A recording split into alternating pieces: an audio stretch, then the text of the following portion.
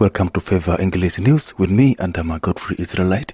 The headline: South Sudanese leaders told to end conflict to honor Pope. Opposition officials say South Sudan nearing collapse.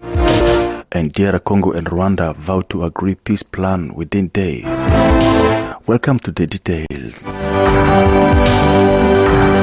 South Sudanese leaders told to end conflict to honor Pope. South Sudan's rival leaders should honor Pope Francis' legacy by ending the country's conflict, the Vatican's diplomatic representative to the nation has said. The Pope, who died aged 88 on Monday, had urged the two sides of the South Sudan's conflict to forge a permanent peace during a historic trip to the country in 2023.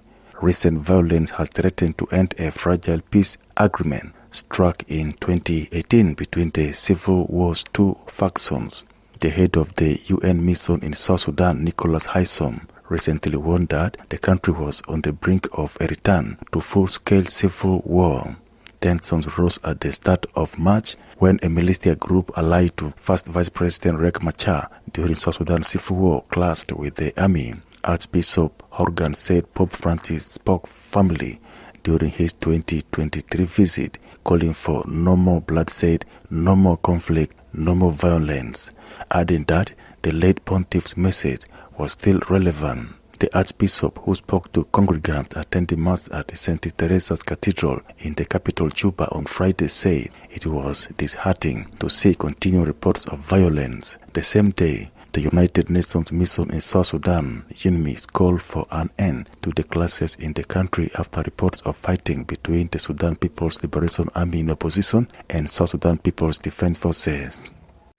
Opposition officials say South Sudan nearing collapse. South Sudan's government is facing a crisis of legitimacy and risks political collapse, a senior rebel official warned on Friday, citing eroding international support and the militarization of civilians amid escalating tensions between the country's top leaders. The warning from General Oyai Deng Ajak, a key opposition figure loosely aligned with the holdout Real SPLM faction, comes weeks after an announced meeting in Uganda between Uganda President Yoweri Museveni, South Sudan's Vice President Rebecca Nyandeng de Mabior, and opposition officials including Oyai. Discussions reportedly focused on a political transition and succession plan for South Sudan's leadership, but the meeting ended without a final agreement.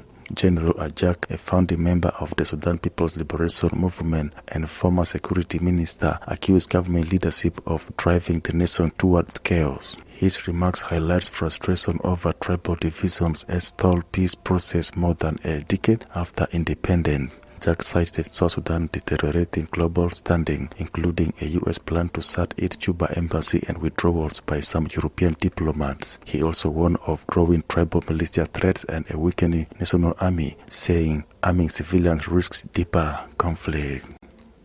Government divides Nuer areas into hostile and friendly. South Sudan's government has classified Nuer majority areas as either hostile or friendly in a rare public announcement amid rising tensions between President Salva Kiir and First Vice President Riek Machar following recent violence in Nasir. Last month, Kiir placed Machar under house arrest, accusing him of inciting rebellion against the government to undermine peace. The two leaders, along with other political figures, signed a 2018 peace agreement to end a devastating civil war. However, the deal has stalled over key issues, including unifying armed forces, preparing for elections, and drafting a permanent constitution.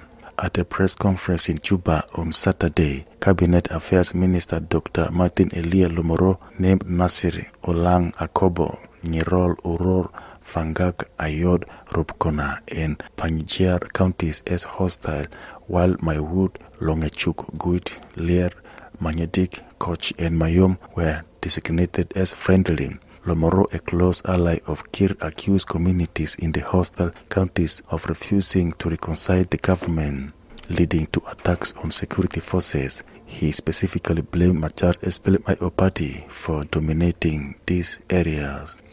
At least 3 people were killed and 7 others wounded Thursday in an attack on a cattle camp in the Ruang administrative area by suspected youth from Unity State.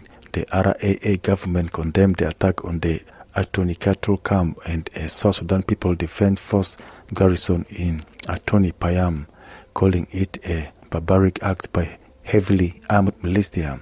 Simon Chol Mialith, RAA Minister of Information, Culture, Youth and Sport, said the attackers stole more than 5,000 cattle, though 4,548 were later recovered with the help of security forces. RAA authorities disputed claim by Unity State officials that all the cattle had been returned. Among the dead was one SSPDF officer. The wounded were brought to Juba for treatment. Meanwhile, Unity State Information Minister Govt Bipal both said over the weekend that the state government had successfully recovered and returned 388 stolen cattle. In regional news, DR Congo and Rwanda vowed to agree peace plan within days. Rwanda and the Democratic Republic of Congo have signed an agreement to respect each other's sovereignty and come up with a draft peace deal by 2nd May. The deal was signed by two countries' foreign ministers in Washington, with the U.S. Secretary of State Marco Rubio also present at Friday's ceremony. Hundreds of thousands of civilians have been displaced in recent months as Rwanda-backed M23 rebels have seized swathes of mineral-rich territory in eastern DR Congo. After losing territory, the government in Kinshasa turned to the U.S. for help in exchange for access to the minerals. Relations have been so poor between DR Congo and Rwanda that the meeting in Washington and a promise to resolve disputes through dialogue is a sign of progress. The text of the agreement says both sides now expect significant investment facilitated by the U.S. government and private sector. Despite the talks, fighting reportedly continued on Friday in North Kivu province. Earlier this week, DR Congo and M23 group said they were committed to peace, expressing hopes that a permanent ceasefire could be reached. In world news, Israel launches airstrike on Beirut. Israel carried out an airstrike on Beirut southern suburbs on Sunday after ordering an evacuation of a building that it said was being used by the Iranian-backed group Hezbollah. The attack occurred despite a ceasefire that came into force 5 months ago, which put an end to the conflict between Israel and the military group. Israel said that it had targeted a Hezbollah store of precision-guided missiles that poses a threat to the state of Israel and its civilians. The Lebanese presidency condemned the strike and called on the U.S. and France, who brokered the ceasefire in November, to press Israel to cease its attacks on the country. The attack marks the first time in almost a month that Israel has struck Beirut's southern suburbs called Dahia, where Hezbollah is based. This will put further pressure on the ceasefire. Despite the deal, Israel has struck targets it says are linked to Hezbollah almost every day.